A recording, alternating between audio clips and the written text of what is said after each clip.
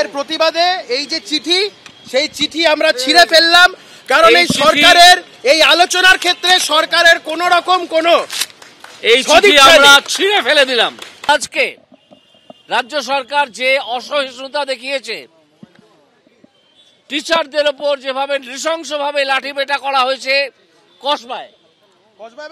কসবায় এবং বিভিন্ন জায়গায়, এবং গন্ডগোল শুরু হয়েছে বারাসাতে, এই যে খবর আমরা মিটিং করে বেরোনোর সময় পেলাম, তার পরিপ্রেক্ষিতে আমরা মনে করছি যে আর এই ভদ্রজনচিত আচরণ করে কোনো লাভ নেই।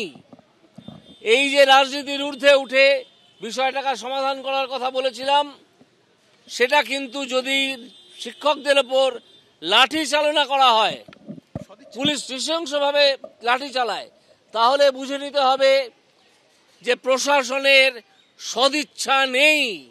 যে সদিচ্ছা আমরা দেখিয়েছিলাম, সেই সদিচ্ছার ভয়ঙ্কর অভাব বা তার একেবারে অনুপস্থিতি।